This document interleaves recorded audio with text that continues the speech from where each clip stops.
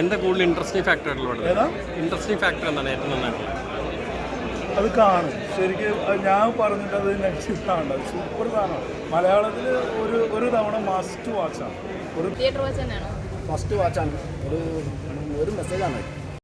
ரெக்கவராகி திரும்ப அவங்க ஆப்போசிட்டாக இருப்பார்கள். அப்பவும் இருப்பாங்க. வெரி குட், வெரி நைஸ், சூப்பராக இருக்கும். ஒரு சாதாரண மேட்டர், இந்த மேட்டரை போய் இவ்வளவு தரவாக எடுக்கிறதுங்கிறது நினச்சி கூட பார்க்க முடியாது. அந்த அளவுக்கு எடுத்திருக்காங்க.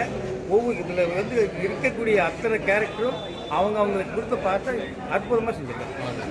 രാജ്വി ഷെട്ടിയുടെ ഫിലിം സ്റ്റൈൽ ഉണ്ടല്ലോ, ഒരു ടോബിയും നമ്മൾ ഗരുഡഗമനെ കണ്ടാൽ ആ ഒരു രീതി തന്നെ പുള്ളി ചെയ്തിട്ടുണ്ട്. സൈക്കോത്തിക് പടം നമുക്ക് ആദ്യം തന്നെ അറിയായിരുന്നു. രുദ്രന്നുള്ള പേര് കേട്ടപ്പോൾ ഒരു സൈക്കോ മൂവിയാന്നുള്ളൊരു ഇതുണ്ടായിരുന്നു. അതുപോലെ തന്നെ ചെയ്തിട്ടുണ്ട് കേട്ടോ, കുഴപ്പമില്ല. നല്ല വർക്കാണ്, നന്നായിട്ട് അപർണ നല്ല രാജ്വി ഷെട്ടിയാണ് തകർത്തേക്കുന്നുള്ളത് തന്നെയാണ് കേട്ടോ. കുഴപ്പമില്ല. മലയാളത്തിൽ ഇന്ന് വരെ നമ്മൾ ആരും കാണാത്തൊരു സാധനം, എന്തായാലും കാണേണ്ട ഒരു സാധനമാണ്.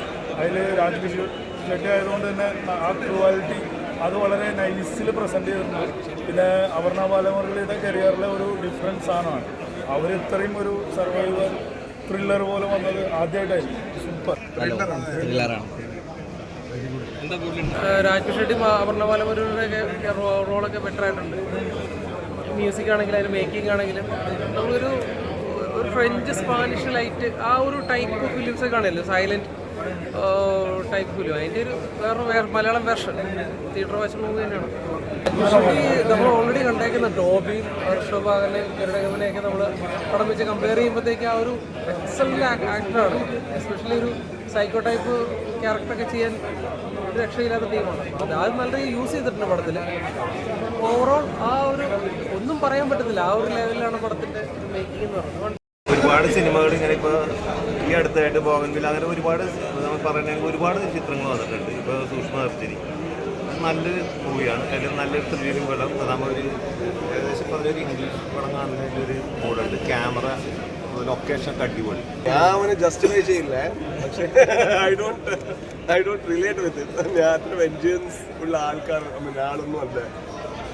he always like എൻ്റെ ഹീറോ മാത്യു ആണ്. എൻ്റെ ഹീറോ മാത്യു ഒന്നും അല്ല. But it's good to play something which is actually എപ്പോഴും നമുക്ക് ഒരു നെഗറ്റീവ് പറഞ്ഞാൽ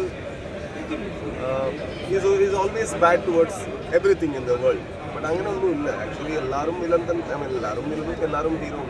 സോ അങ്ങനത്തെ ഒരു ക്യാരക്ടറാണ്. ആരെയും ബ്ലാക്കും വൈറ്റ് ആക്കാൻ നോക്കുന്നില്ല. രണ്ടുപേരുടെ പെർസ്പെക്റ്റീവ് വളരെ ജെന്യൂൻ ആയിട്ട് പറഞ്ഞു. ബാക്കിയുള്ള ഓഡിയൻസ് ട്രീറ്റ്മെന്റ് വളരെ ഡിഫറെന്റ് ആയതാണ്. അത് ഞാൻ പറഞ്ഞല്ലോ, നമ്മൾ എന്ത് സാധനം ചെയ്യുമ്പോഴും നമ്മളതിനെ ജെന്യൂനായിട്ട് അപ്രോച്ച് ചെയ്യാന്നുള്ളതാണ്. ആ ജെന്യൂനിറ്റി നമ്മൾ ആ പ്രൊഡക്റ്റിൽ കൊടുത്തിട്ടുണ്ട്. ബാക്കി ഫാഷൻ കണ്ടിട്ട് തീരുമാനിക്കുന്നത്.